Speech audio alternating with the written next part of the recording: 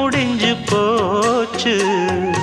ஈசான மூலையில லேசான பள்ளி சத்தம் மாமன் பேர சொல்லி பேசுது.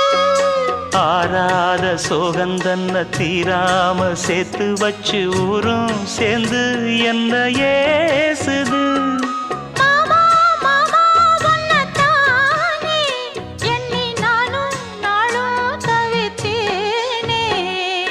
கூண்டுக்குள்ள என்ன வச்சு கூடி நின்ன ஊரை விட்டு கூண்டுக்குள்ள போனதென்ன கோலக்கிளியே.